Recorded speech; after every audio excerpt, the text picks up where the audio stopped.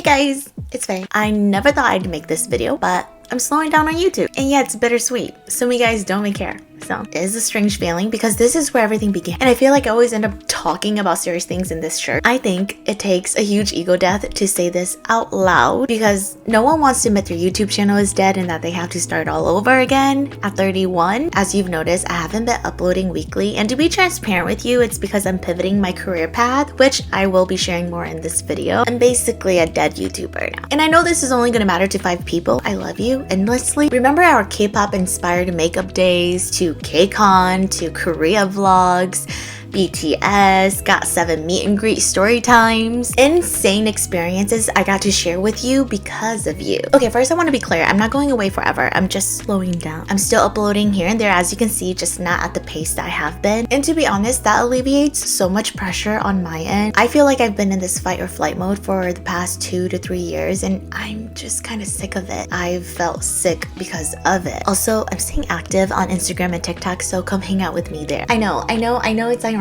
because today's video is sponsored by Southern New Hampshire University. So when SNHU reached out, I'll be honest, I was a little hesitant because it really reminded me of where I am with my career path and it hasn't been so great. Instead of turning it down, I was like, you know what? I'm gonna talk about it. I may not want to talk about it, but I am because it matters. It matters to me. Let's just say Southern New Hampshire University really inspired this sit down today, so thank you, SNHU. Yeah, before we get into all my shenanigans, which is quite the ride, if you feel trapped in your career that no longer serves or fulfills you, the meaningless work, the quiet dread, the constant fight or flight mode, maybe it's not just a bad job, it's the wrong path entirely. I mean, a lot of people I know feel locked in because of the educational choices we made when we were fresh out of high school, pressure to pick a major within 1 or 2 years as if we know any better, and now we're stuck. Southern New Hampshire University is one of the largest accredited universities in the United States with some of the most affordable tuition rates in the nation. I know I considered going back to school, and knowing how accommodating SNHU is, I would have highly considered their programs because they're extremely flexible. SNHU programs have no set class time, so you can work when and where you want. You can also transfer up to 90 credits towards a bachelor's degree. It's not just for prior college, you can get credit for military and other work in life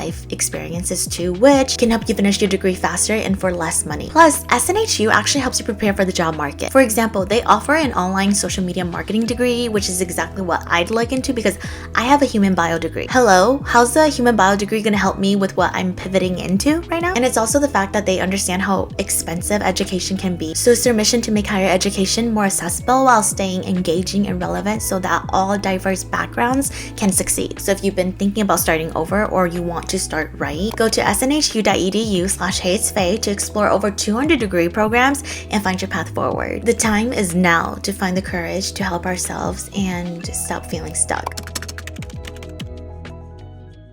Staying stuck is still a choice. Just facing that truth took up so much mental space that it was easier to distract myself or to cling on to hopeless thinking. So I've been making YouTube videos since college days. I'm now 31. You do the math. It's all I know. So what real job can you get from being a YouTuber? Hold. There's a stigma that every influencer's career ends and they're left scrambling for random jobs just to survive. Unless you're like Zoella or Alex Earl equivalent, and that's a massive blow to one's ego. I had to take a hard look at myself and face the music. Yeah, girl, you're a washed up influencer who's gonna disappear and work a random gas station job because your resume says YouTuber. I know it sounds harsh. So instead of pivoting when my channel was like rapidly declining, I doubled down on content, working harder than ever, and it went nowhere. Absolutely nowhere. And I know I'm being hard on myself. Credit where it's due. I was smart in my 20s, okay? I saved, I invested, I did what I was supposed to do with money that no 20-year-old should really have, honestly. We're young, we're dumb. But I was decent enough to learn and manage my finances really early on. I had no choice. Thank you for that, young Faye. Don't get me wrong, I'll always be grateful for brands that continue to want to partner with me, little me. But one thing I learned is that it doesn't guarantee stability like it did 3 years ago. Ooh, it got so bad to the point where my mental health and my nervous system was tied to brand deals. If I booked one, perfect, I could breathe for a week or 2. And then the anxiety just slowly crept in again. Okay, but what about next month? And then the month after that, and then that, and then that. I mean, granted, that wasn't always the case because AdSense used to cover a lot more than enough. But as that slowly depleted, the nerves set in, and I was just, again, constantly in this fight or flight mode. And again, I'm just laying all of this out on the table. I have nothing to gain from this, but if you've been around, you know that I'm nothing but an open book. I'm just annoying that way and unapologetically honest. I know this video is sponsored. I'm aware of that, obviously, but I could have plugged that into any video, honestly. But it just makes sense to be transparent, be human, and talk about why this sponsorship actually really matters to me, because I'm right there, girl. I know I don't owe anyone an explanation, but I choose to share. I believe there's more value in being honest and human than pretending and feeling ashamed of personal circumstances. Life is lifing, and it's okay to talk about it. We need more people to talk about these things. Staying stuck is still a choice you're actively making. As soon as I heard that on a podcast, I got my ass up. No plan, no roadmap. I had to lay my perfectionism to rest, because when you're starting something new, it is quite discouraging, especially when you don't have a plan. Your mind tells you everything needs to be perfect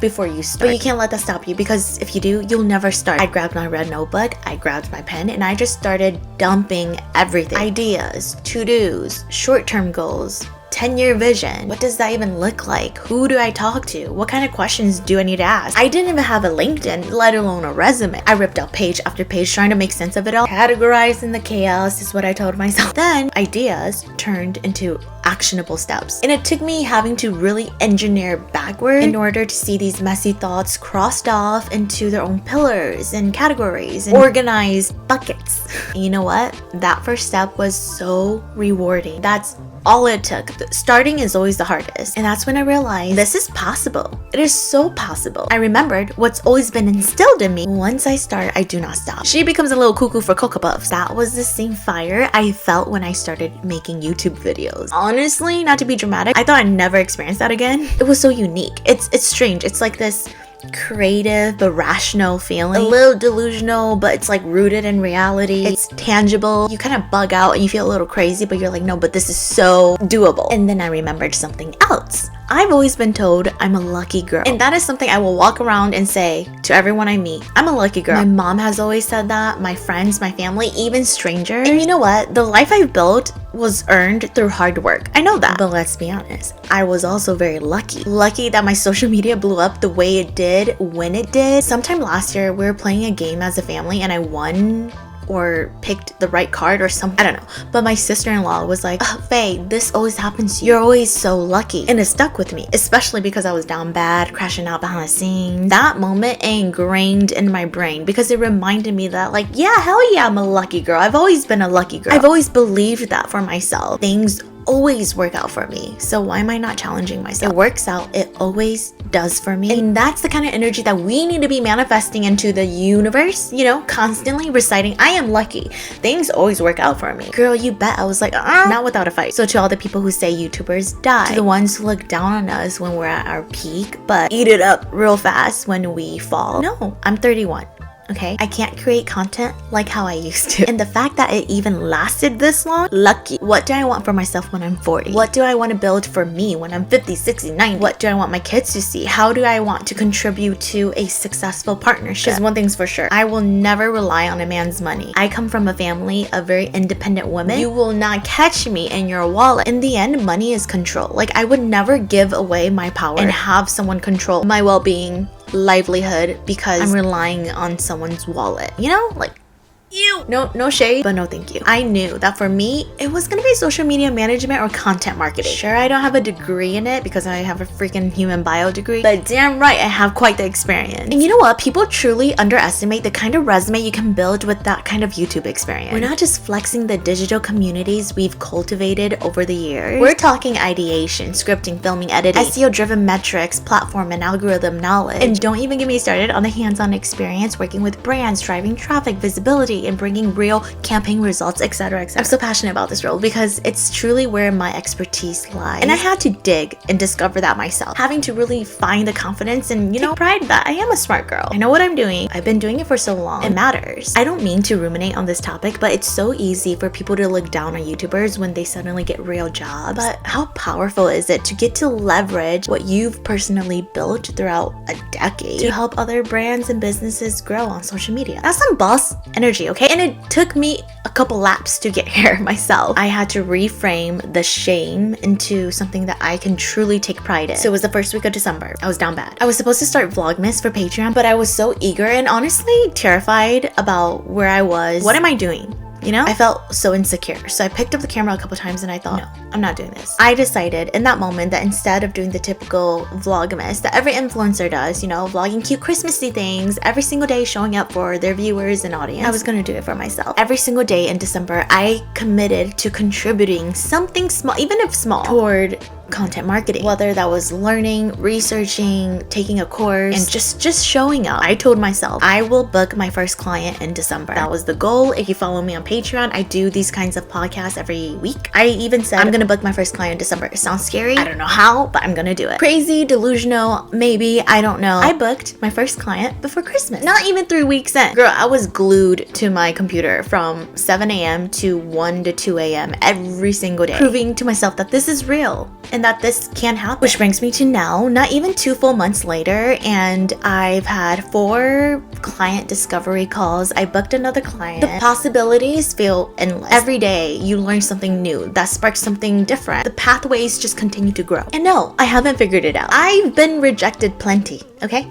But I love rejection. You have to love it. There's no other choice but to love rejection. Every single rejection teaches me what's not working, how do I restructure so that the next yes is stronger, and that's how you build something real. That is the attitude you need to show up with if you want this to soar. I am just genuinely excited to see what 2026 brings. I'm even more excited to see how I grow professionally. I know it's going to work out because it already is. I am the proof in the pudding. I'm swimming in pudding. You have to be. You have to be your biggest cheerleader. You have to hype yourself up. I've built a life that I'm truly proud of. It's full. I have everything I need. And when life starts to crumble a little, I need to remind myself that I am worth so much more than just a YouTube channel. It doesn't define me. And for a hot second, I grew resentment towards this channel. It had so much control over me. I boxed myself in for so long that I just didn't believe in myself or my capabilities, or that I was worth something much more and much bigger than just numbers. Instead of saying I have to build something new, like I get to build something new on top of what I've already built.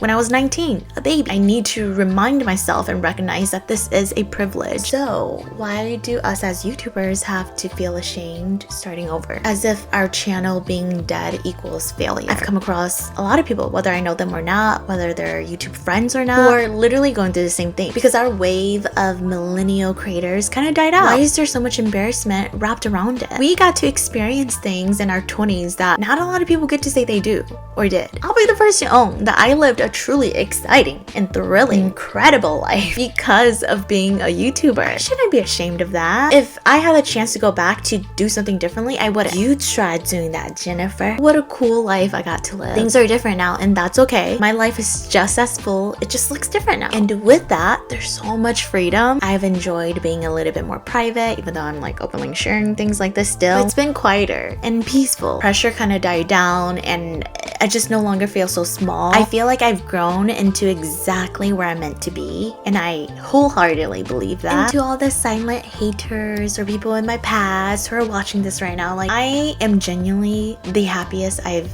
been in years. And you know what I tell myself so I can sleep at night? This is just the natural evolution of a K-pop turned K-beauty turned K-style turned body positive advocate turned fashion hauler into a content marketing specialist. I got that coin. I still get that coin. So anyway, content doesn't end here. I will post, but I'll post what I want to, where I want to, and when I want to. There is real psychological research showing that social media metrics and online feedback can really impact self-worth, self-esteem, and mental health, especially for people who grew up deeply embedded in this world. So yes, to some viewers, I understand like this is like welcome to the real world, Faye, like stop being so dramatic. But to someone who's spent a decade influencing, which is a very real career, it causes very real psychological damage that only time and rewiring and professionals can help heal. So call me crazy. No, seriously though, all this to say it's never too late to start over, to pivot, to invest into something that you actually feel purpose in. Never let social media convince you that you're behind or that you don't matter. I promise your purpose and your contribution this season will always matter. What a cool life we get to live and make the most of. I really hope this video inspired my 30s and late 20-year-olds to not feel ashamed and or embarrassed starting over. Follow me on Instagram because you're gonna see follow me to work vlogs. Gonna shake your boots because who would have thought? It's like, I think when you see what it is that I'm doing, it's gonna make so much sense to you. You're gonna be like, same old Faye. Happy 2026. I'll see you so soon. Let's evolve and stay getting that coin, girl. Goodbye. Tell me what you do on a Sunday. I'm tired of all these Friday